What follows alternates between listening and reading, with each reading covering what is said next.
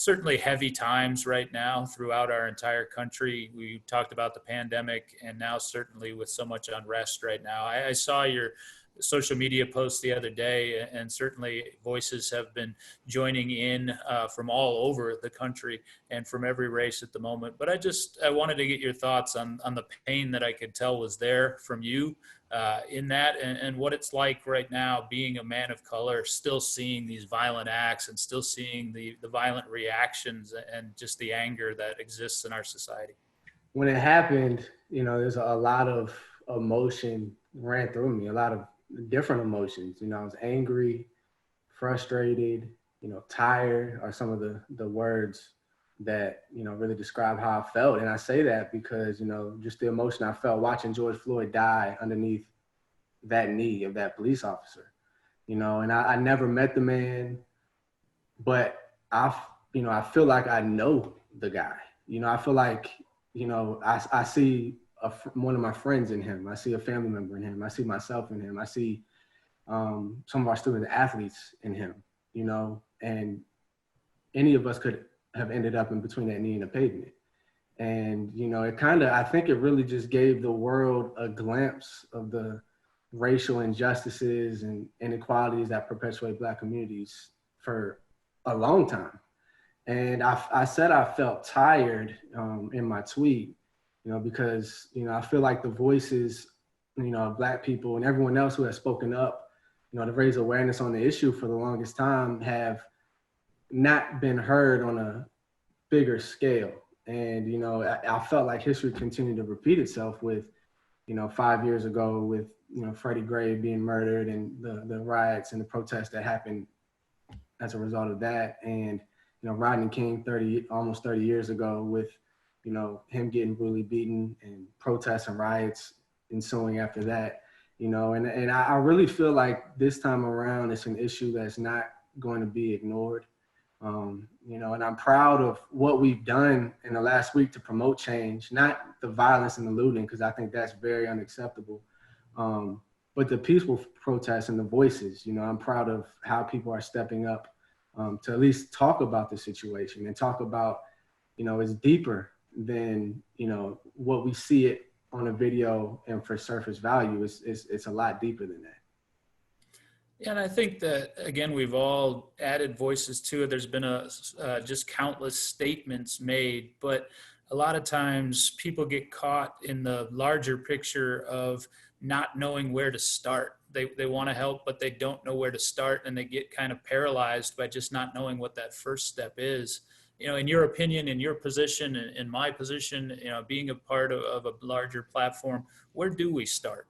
The first place that, I feel like, guys like me and you start are, having discussions and healthy dialogues with everyone, within our circle, within our platform, whoever we can reach, to recognize the biases and, understand what privilege is and what not having privilege is. And, we need to educate the people in our neighborhood, our workplaces, promote positivity and equity and racial equity.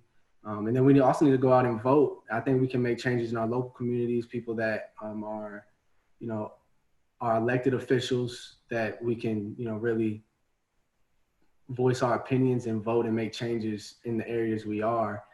And then I also believe we need to change the next generation, and ensure that they inherit a better world and a better scenario than we came into. And, and I'm,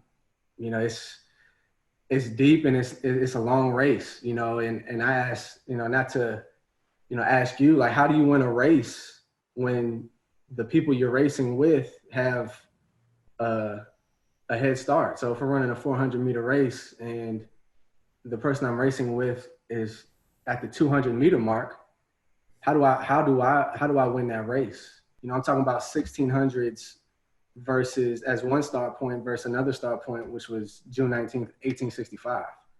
And really that's not even, that's when slavery was abolished, but that's really not the starting point. There was obviously Jim Crow laws and segregation. So that starting point is really not until the mid 1900s. And, I can't tell you how many, players I coach or friends that I know that were, and myself included, that were first generation, Black athletes or first generation college students. And, you look at, I saw the other day that of the Fortune 500 companies, only four Black CEOs. And, I just think generational wealth and continuing to push to make your kids be born into a better place, into a stronger place financially, with wealth, with barriers for them if they were to fall, with continue to educate and, having, second, third, fourth, fifth generation college students in your family.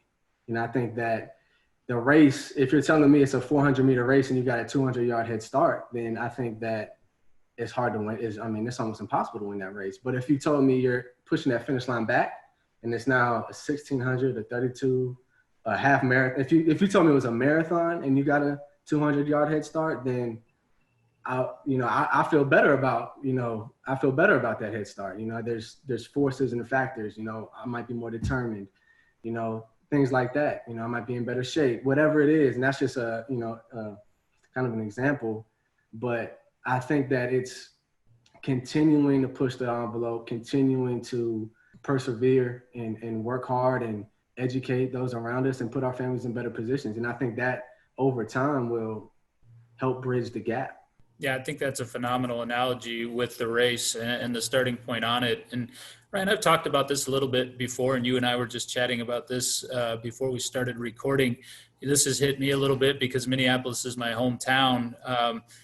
Grew up in the suburbs there. And I think the reason that it's been so jarring is because it is so Caucasian. And there's certainly an African-American population in the city, but where I grew up in the suburbs, about 10 minutes out, there was literally, I believe, 4 Black students of 2,000.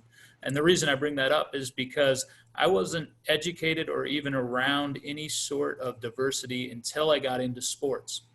As an intern at KFAN in Minneapolis, being around the Minnesota Vikings and the Minnesota Twins and the Minnesota Timberwolves, and then in baseball, spending years on buses and in clubhouses with a lot of folks from Latin America, and then into college athletics. And I think it's just a phenomenal place for sharing and for learning, and for people from rural backgrounds to be with people from urban backgrounds, people from wealthy backgrounds to be with people that did not grow up with some of those privileges. And so my conversation point to you on that is, you're in such a phenomenal place where the guys finally are going to be able to get back together in that locker room and start talking to each other. Sports really can drive the leading edge of this conversation and this movement, can it? I definitely believe that. I definitely believe, as we start getting back and sports are now on TV, because they haven't been on TV for the last, couple months, and sports are, to me, is a reminder that we all depend on each other, regardless of where we come from, what our background is, the color of our skin, to accomplish the goals that we desire. I think, sports is going to be a great example for that, for unity, for growth. And, one thing that I will say is we can't, and from everyone perspective, fans included, we can't look at sports. We have to look at the deeper meaning of sports, because, we can't look at it as, just a Band-Aid. Like, I'm watching this basketball game to get my mind off of what's really going out here, or I'm going into the locker room to go to football practice, to get my mind off of what's going on in the world. We got to be willing to have those conversations and discussions and talk about sports and talk about the deeper impacts of sports and what that really means. And I'm excited about getting back with our guys and being able to have those one-on-one conversations and those group discussions. And I think we will grow from this in the locker room for sure.